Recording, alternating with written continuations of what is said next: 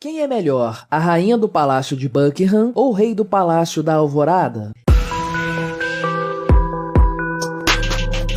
Este é o Visão Libertária, sua fonte de informações descentralizadas e distribuídas. Este artigo foi revisado por Donda, escrito, narrado e produzido por mim, Quintessência. O dia 8 de setembro de 2022 certamente foi de luto para os ingleses. Afinal de contas, nessa data, a rainha Elizabeth II passou desta vida com 96 anos de idade e inacreditáveis 70 anos de reinado, um recorde em se tratando da monarquia britânica. Em sua longeva vida, a rainha viu 15 primeiros ministros do Reino Unido governarem seu país, 6 papas ocuparem a Cátedra de São Pedro, a construção e a queda do Muro de Berlim, nada menos que 22 Olimpíadas e todas as Copas do Mundo. Sim, todas as Copas. A morte da rainha Elizabeth marcará, sem dúvidas, o fim de uma era para a Inglaterra, tal como a morte da também longeva rainha Vitória fez. Porém, é um fato que atualmente a monarquia britânica não significa muita coisa em matéria de poder e de governo, uma vez que a figura do primeiro-ministro representa de fato o governo do poder executivo. Não foi à toa que em 2019, logo que surgiu um projeto de lei na Câmara dos Deputados com o intuito de tornar o Brasil um parlamentarismo, o presidente Bolsonaro tenha afirmado que o Congresso Nacional queria transformá-lo numa rainha da Inglaterra. Mesmo assim, o acontecido desperta até mesmo nos brasileiros uma velha e conhecida pergunta: será que a monarquia não seria melhor do que a república? E será que ter um rei ou uma rainha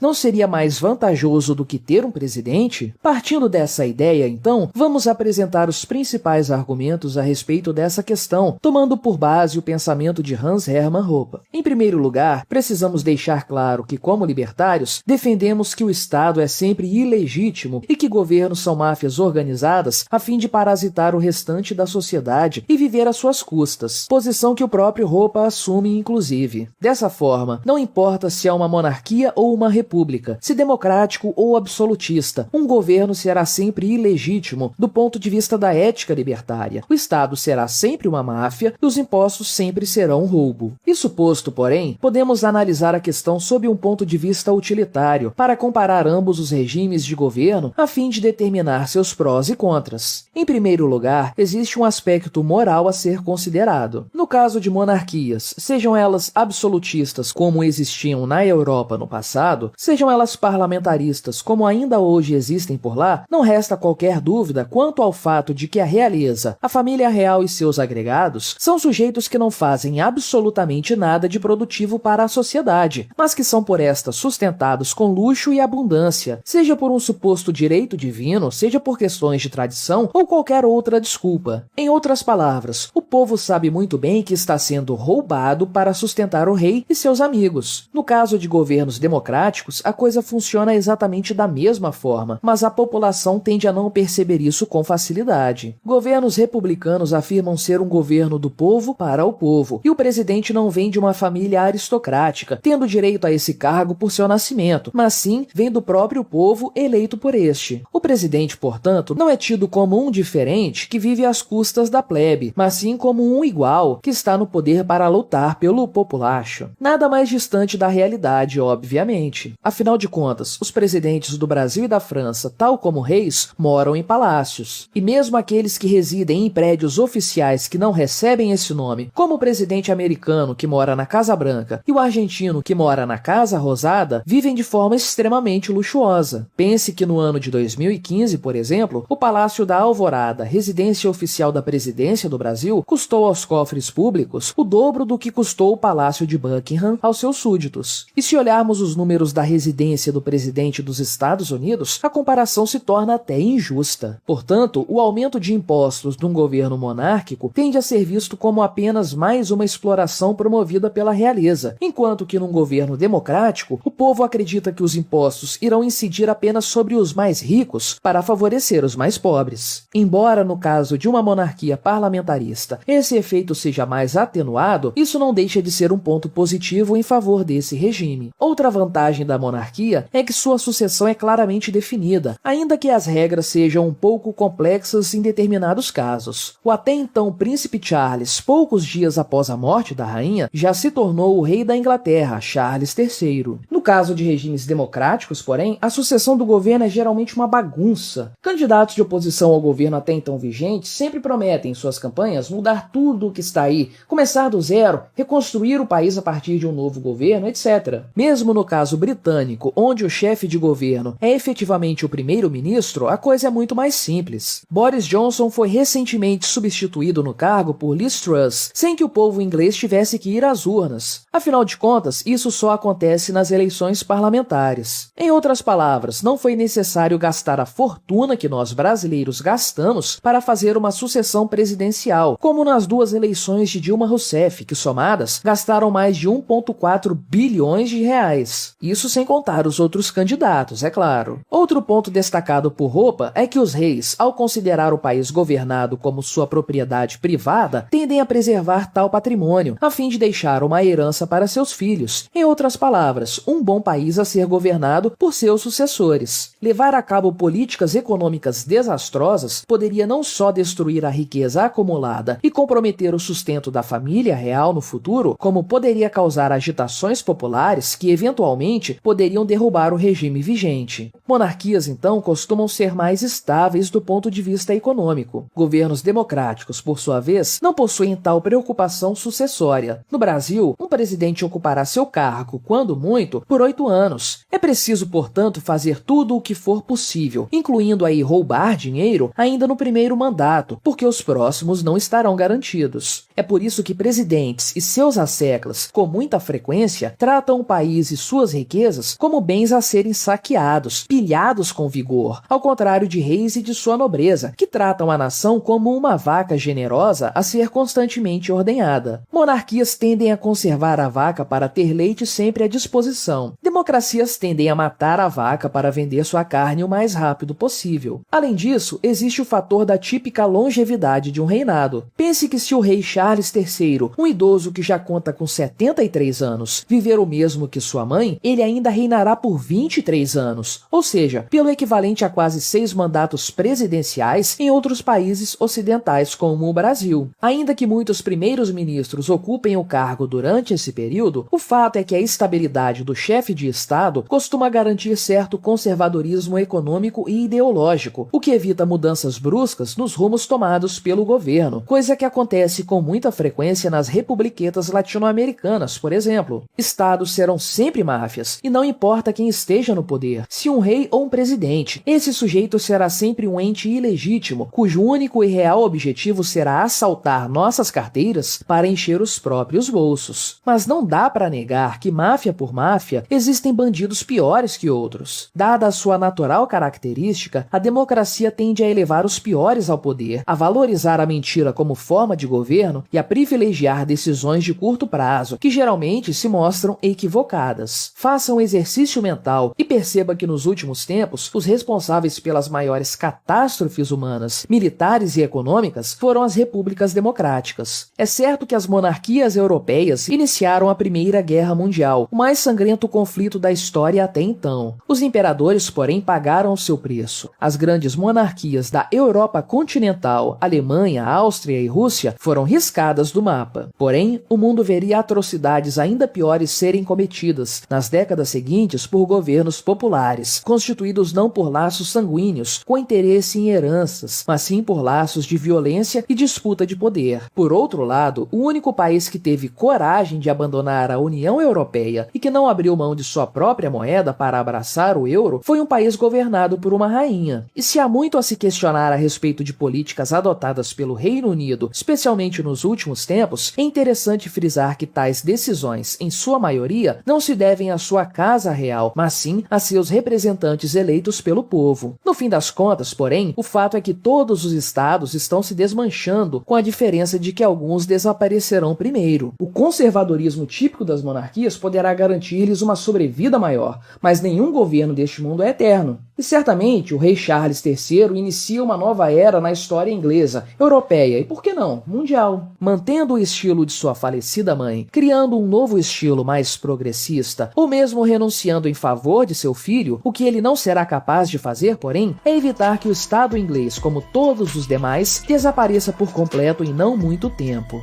Obrigado por sua audiência. Se você gostou deste vídeo, deixe o seu like e o compartilhe com aquele seu amigo esquerdista que ainda acredita no Estado. Se quiser ser notificado dos próximos vídeos, clique em se inscrever e depois no ícone da campainha. Até a próxima!